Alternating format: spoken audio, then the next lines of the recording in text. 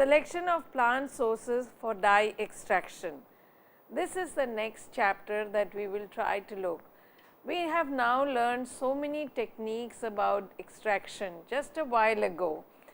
We will now see how does one natural dyer then selects a plant and which are the plants that have the maximum of colorant that can be taken into consideration for dye extraction. So, as we go along, we will try to look at the various plants that are dye yielding. Not all plants can be considered as dye yielding plants. Dyes which are in substantial quantities in the natural plants or vegetables must be only considered, otherwise it is not a good option. So, as we go along, we will try to learn more about how to select and what are the criteria for selection. Natural colors, colors like so many other attractive elements in nature attracted and continued to fascinate the mankind from the earliest times. They were not content to enjoy color through their eyes. They wanted to feel it, enjoy it intimately, with which began personal adornment. No doubt flowers and leaves served for a while, but they faded and shriveled away, shedding their color to use. Natural coloring matter are broadly classified into three categories. They are from the vegetable origin, that is colorants derived from root, leaf, bark, trunk, stem, fruit, flowers and so on.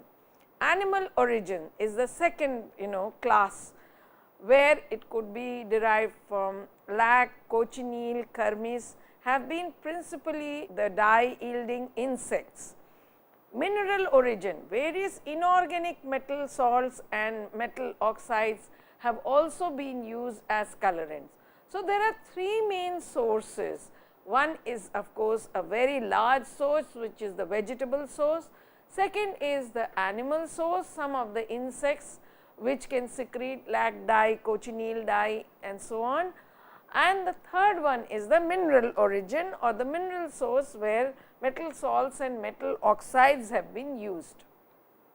Resurgence of natural dye. We were talking yesterday about the revival and resurgence of natural dye. Only after 1856, the development of synthetic dyes came into existence and still dominates the entire dye stuff industries. These synthetic dyes have received faster acceptability due to its ease in dye reproducibility and cost factors. But in the late 1994, Germany struck a severe blow to dye stuff industries, and subsequently other European countries also executed ban on import of textiles and garments colored with a series of azo dyes made from aromatic compounds, which were found to be carcinogenic, allergenic and poisonous. With the present national and international awareness of environmental ecology and pollution controls, natural dyes appear to be ideal choice, since they are chosen from the non-toxic lot and can be handled very easily and safely. However, it is not so simple. There are some problems encountered in the use of vegetables and natural dyes. So, all that is appearing to be so glossy and good and beautiful is not really so, but if one weighs, we have seen the toxicity, we have learned about the oxidation product, we have seen how the reductive cleavage of the azo linkage azo dyes create a havoc. As compared to that, where does the natural dye stand and what are the safety advantages, the non-toxicity and so on. But what are the disadvantages of handling it, of extracting it? We will all learn it through this chapter. Problems that are usually associated with natural dyes is that there are some problems encountered in the use of vegetable or natural dyes as well. They are the following: non-availability because of difficulty of collection, bulk isolation of dye stuff, standardization of dyeing procedure, color yield, complexity of dyeing process, reproducibility of shades. You see, it is true that for quite some time back, there was no organized farming for natural dyes, because the importance or the utility or the market was not already set up. Therefore, there was sometimes this problem of non-availability. Not all dyes can be available throughout the year, because some of the flowers are seasonal. So, all those non-availability problems of not having an organized farming, not having throughout the year production of the colorant moiety were some of the drawbacks. Then bulk isolation. You see, doing it in a house or in a hobby club or in a little kitchen, it is possible to take this much of plant material and to extract. As I told you that the colorant is only 2 to 5%. So, imagine that if I have to make 1 kg of dye, then I need almost 100 kgs of that plant material. How do I fit in to extract that? What would be the kind of vessel that would be required, and so on. So, bulk isolation of dye stuff, natural dye stuff, is a problem, and therefore, big factories need big kind of extractors to do this. Standardization of dyeing procedure. See, first the thing is standardization of the dye itself, because as I told you, climatic conditions of the same plantation can make a difference in the dye content. I will give you an example. If suppose indigo leaves are grown in Bihar and the same indigo leaves are grown in somewhere in south, they, because of the soil condition, because of the climatic condition, the indigo leaves will have different content of indigo tin, and therefore, there needs to be a process of standardization. The next chapter deals with that. So, we will come to that a little later, but at the moment these are some of the disadvantages or problems that are associated with natural dyes. Then the color yield. Color yield in one batch of the plant extraction could be 2.5%, in the next batch it can be just 1.5%. So, you see that one cannot assure that always it will be the same constant factor. Complexity of dyeing. There, of course, natural dye requires a different kind of dyeing procedure, and when we do the basic of natural dyeing, we will learn that in more detail, but for the time being it is important for you to know that these are some of the drawbacks. And then the reproducibility of the color, because of the dye content not being standardized in a particular batch of extracted dye, natural dye, it is not always possible to reproduce the same color, the same shade, and this shade variation is not acceptable in the industry, because commercialization factor depends on what consumer wants, and if the consumer wants the same shade, we cannot offer any other thing other than that. Therefore, we have certain disadvantages, but nevertheless we also have hand in hand going that there are certain very pronounced advantages of natural dyes. But in the 21st century, maintaining a safe environment balance became very important factor. The cooperation of individuals, communities and countries to make this happen become a global necessity, and the following properties are often considered to be advantageous in terms of natural dyes and natural dyeing. They are obtained from renewable sources, no health hazards, sometimes they act as health cure, practically no or mild reactions are involved in their preparation, no disposal problem was noticed, they are unsophisticated and harmonized with nature. Lot of creativity is required to use these dyes judiciously. So, you see that one can play around with these natural dyes, mix and match and create new colors. Then because they are totally biodegradable, there is no disposal problem. Then because the reaction of this natural dye with the fabric is facilitated with the help of moderns, there is very mild kind of reaction that is done, but more so much there is no health hazard. So far we have not seen any case of toxic natural dye which is in use, whereas we saw that so many synthetic dyes were found to be toxic, and that is why the azo ban came into existence. Indian flora.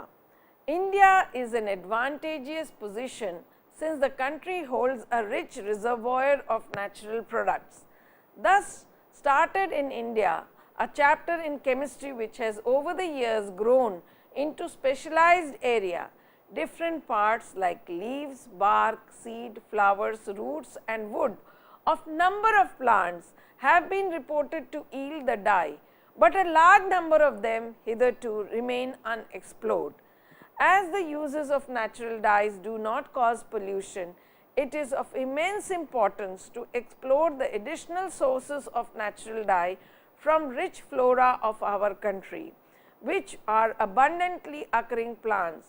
Research work done has led to the new color yielding plants, namely arrowroot, alkanet, amaranthus flower, balsam flower, babool bark, bougainvillea flower, canna flower, carthamus flower, catechu, cassia fistula bark, cosmos flower, eclipta weed, eucalyptus bark, gomphrena flower, hibiscus flower, hollyhock flower, lazonia leaves, nerium flower, nyctanthus flower, plumeria flower, tectona leaves, terminalia bark and tulsi leaves. You see, I am just listing a few of them. There are huge number of plants which have colorants and which are dye yielding plants. And you will see that when I read out all these names, it is not only the flowers, it is the leaves, it is the barks, all have played a role in being natural dye source.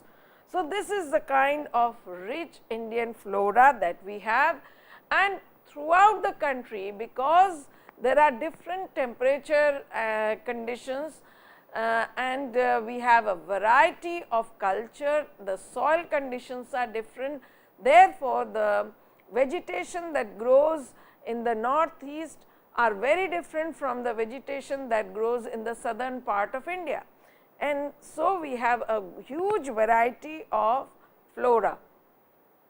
Specialized technique for dyeing. It is a specialized technique for dyeing of the fabric yarn of cotton by natural dyes for the lovely shades using common mordants like alum and salts of iron, tin and chrome with good wash fastness and light fastness. It is really stands for the pride and glory of the craft of India, as this art of natural dyeing has been in Indian culture from a very long time. Because of the beauty of its result, those who use them claim that no chemical dye has that lustre and underglow of rich color, that delicious aromatic smell and the soft light and shadow that gives so much pleasure to the eyes. These colors are alive as all beauty is alive. So, you see, I am just trying to make you understand that natural dyes have their own very enriching experience, because they have very smooth and soothing color, therefore, they are more appealing. Now, collection of dye, that is what is a very big challenge, because how to collect this plant material. Plants can be collected from wild forests or grown them or purchase dye plants from shops specialized in natural dyes. You may have some dye plants already growing in your garden, since you can extract interesting colors from a range of common garden and roadside weeds. If you collect plants or plant parts for dyeing, to be sure to use plants that grow in abundance, taking care not to collect any rare or protected species. And also one should bear in mind, then one should not destroy the plant, that means not use the root part for color extraction.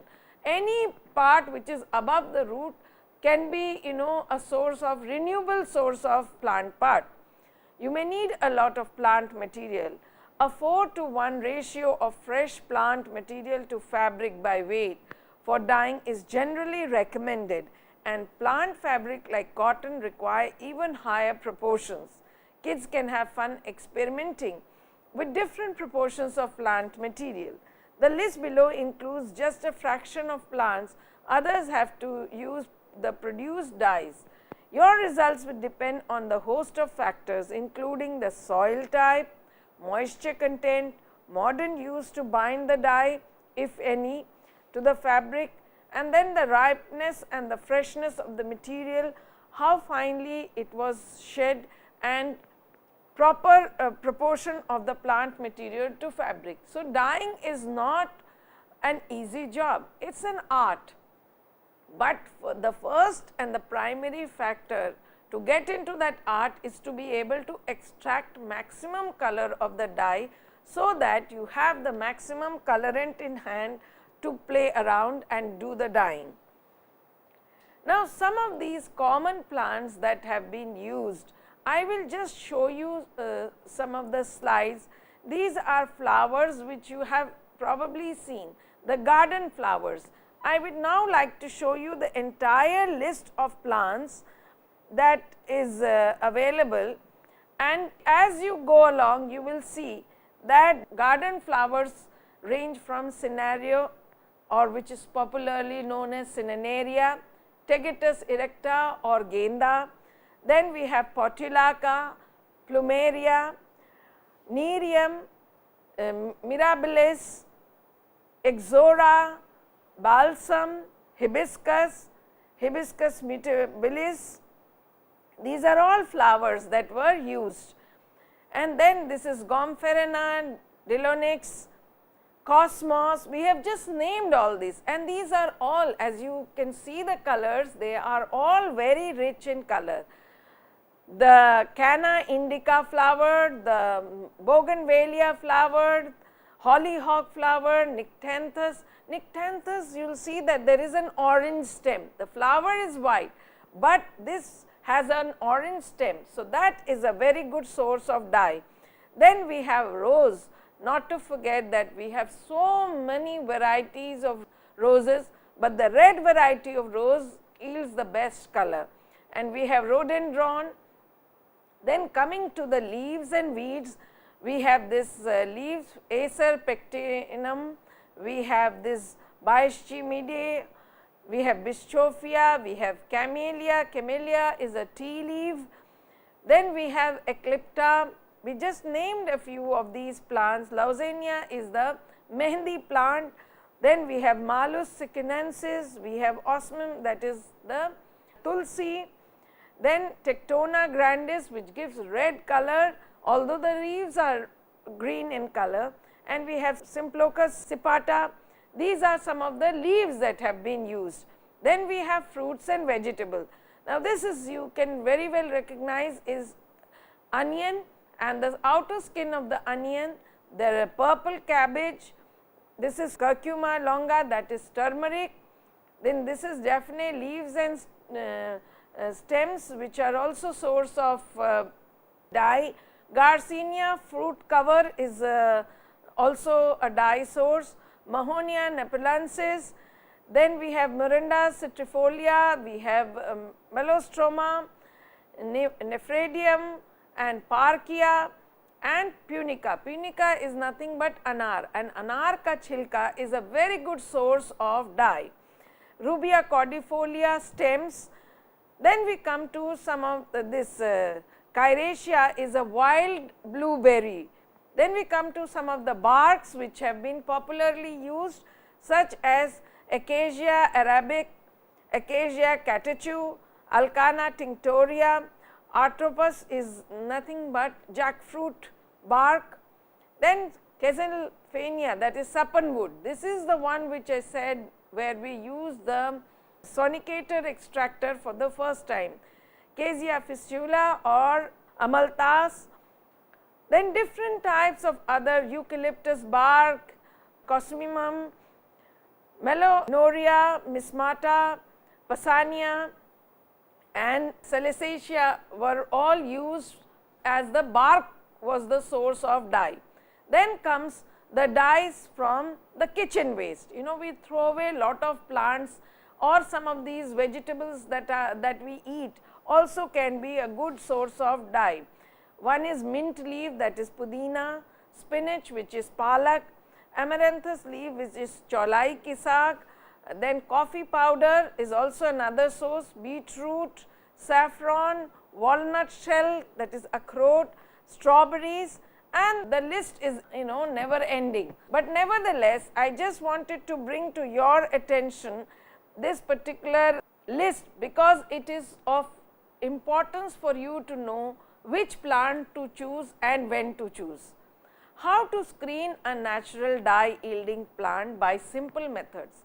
Having chosen that this is a plant which is giving very bright colored flowers. So, whether the flower or the leaf or the bark or whichever part we are using or the fruit skin, how do we understand by simple methods that it has dye? The first test that can be carried out is squeeze the plant part, preferably flowers and leaves, between the fingers.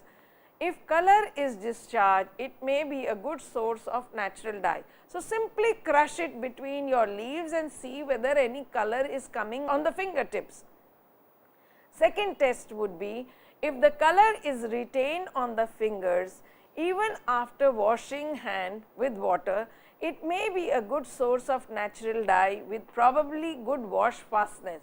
So, the second test would be that the colorant that has come onto the finger, you just try to wash it with water.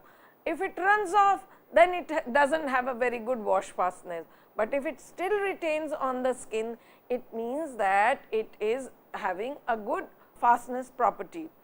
Third test would be, crush the plant part in pestle mortar and smear the crushed plant paste on the filter paper. If the color retains on the paper, it may be a good source of natural dye. So, the second or the third test could be just grind it on the pestle and mortar and then try to smear this paste on the filter paper and see whether any color is coming on the filter paper. The fourth test could be, place this filter paper under table lamp for 3 to 4 hours. See if the color remains the same or fades off. If the color does not fade, it may be a good source of natural dye with good light fastness properties. So, these are some of the simple methods of finding out whether the dye has a good wash fastness or the dye has a good light fastness, and therefore, one should do these tests first if one is working with a completely new plant. Of course, there are many plants which are now established as good dye yielding plant. But if these tests are simple tests which are required to be done only when one is screening new natural dye sources. The fifth test is, take hot water, put crushed plant part.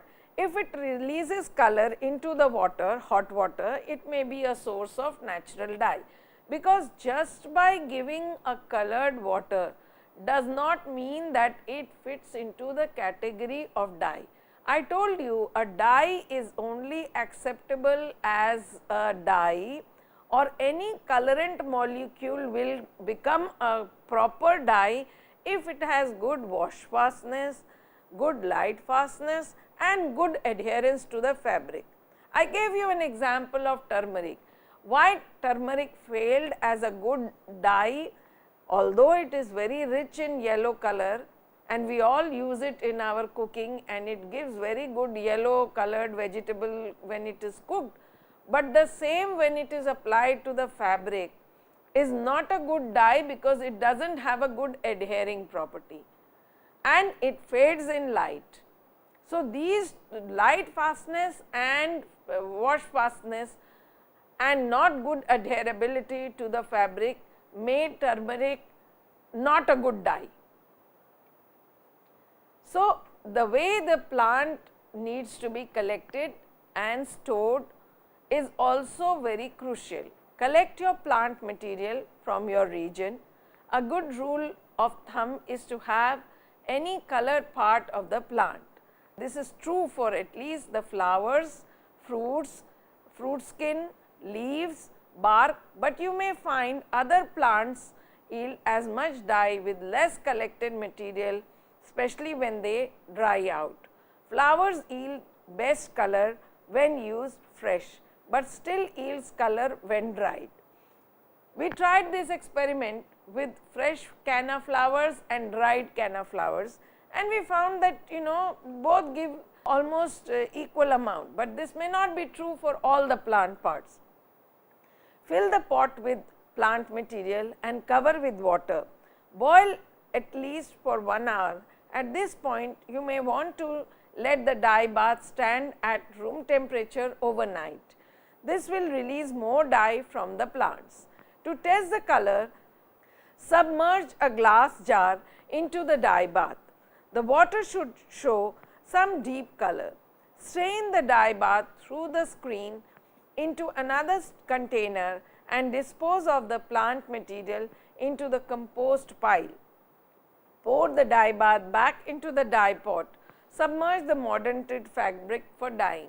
So, this is how it is done, but most of the time the same dye bath cannot be used where the extraction is done. Why? Because the extraction is done at a much diluted level. Almost 10 times water is taken as compared to the plant material, or sometimes even 20 times water is to be taken. So, therefore, the dye solution is very dilute. So, once the plant part is strained out, then it needs to be concentrated and brought to a concentration where there is almost like 4 to 5% of dye in water.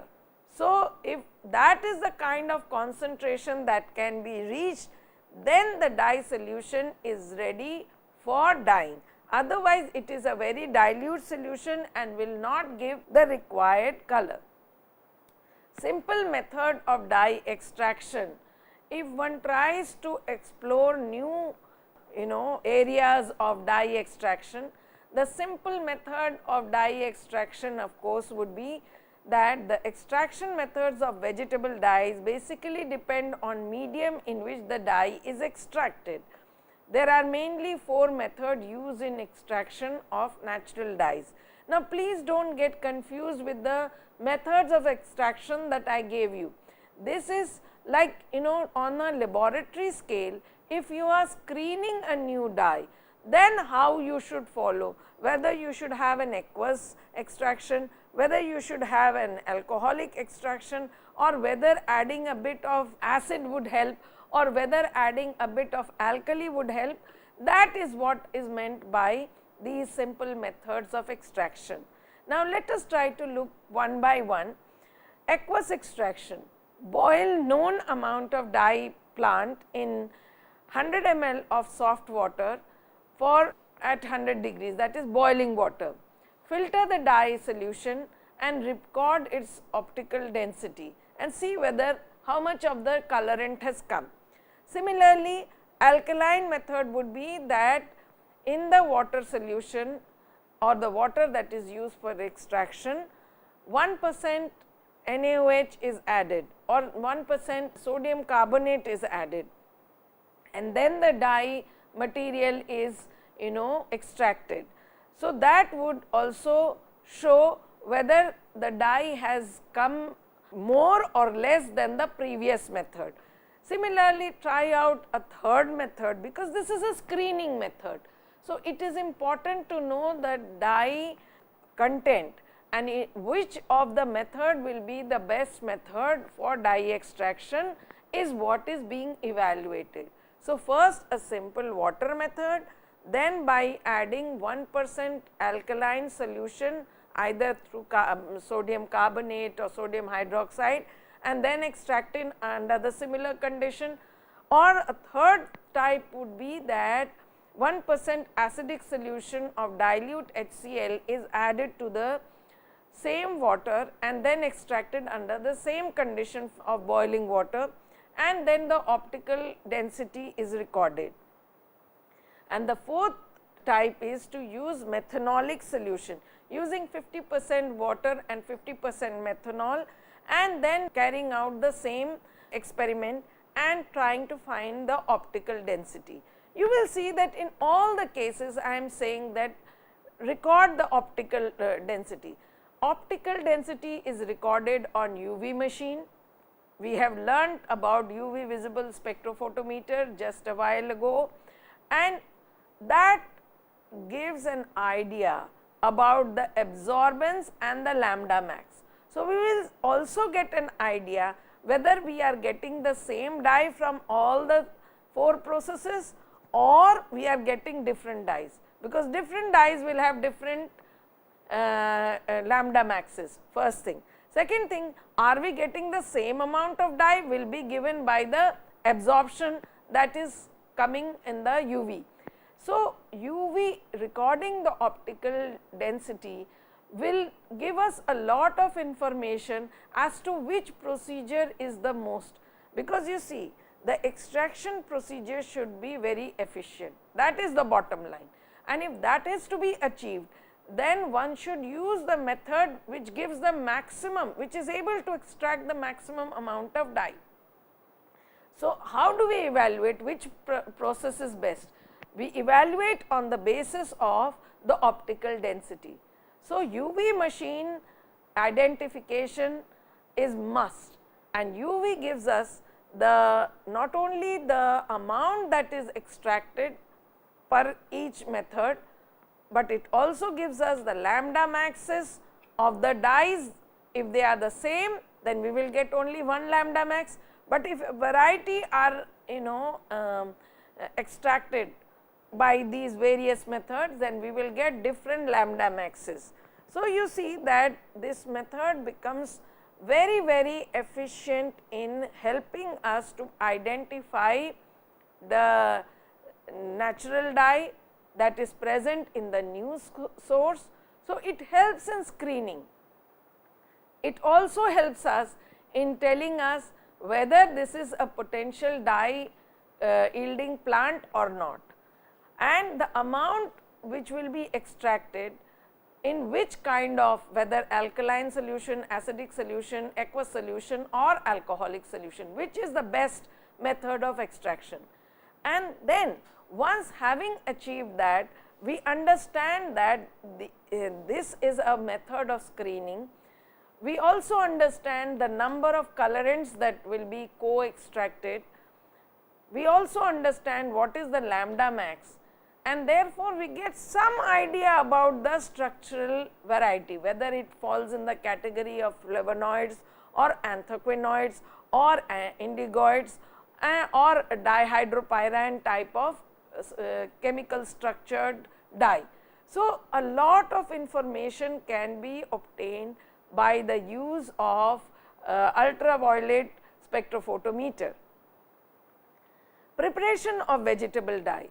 The basic raw material required for manufacturing vegetable dyes are natural produce and requires following steps: collecting of the plant parts, that is leaves, bark, stems, flowers, fruits or seeds, then testing of raw material for assessment of color content, which will be done by the method that I just mentioned, then using it for dyeing, size reduction by pulverizing, separation of different sizes by vibrating screen, extraction of coloring components, phase separation, fine filtration, drying of color matter, that is the dyes in spray dryer, and then packing it either in the liquid form or the paste form or powder form. So, these are the various methods for preparing. Having screened that yes, this is a potential natural dye or vegetable dye plant, then these are the following steps. First is to collect, then to pulverize, then to extract by various methods, that is the aqueous method, the alcoholic method, the alkaline method and the acidic method. And then with the help of UV machine we can screen out and see which is the best method. Once that is done, the extraction is carried out, and after extraction the phase separation, that means the biotic material which is a waste is sent to the composting pile and the extract is then concentrated, and concentration should be such that it should not deteriorate the plant dye material. So, the concentration should be done on rotary evaporator under vacuum, so that it does not hamper the chemical structure or it does not destroy its quality, and then of course, it can be packed as liquid dye or paste dye or powdered dye. So, with this we have come to an end of the standardization method of screening, and you have understood that these methods are very important when we are trying to identify new plant sources. I gave you a huge list of about 54 plants which have already been extracted and used in our laboratory. That shows that there is still a big scope, because the Indian flora is so rich in dye yielding plants that there is still many dye yielding plants that remain unexplored. So, there is a lot of scope of research in this area, because all the time the industry needs new colorants, and colorants in huge quantity, their availability. Organized farmings are being encouraged, agricultural lands are being used for growing natural dye yielding plants.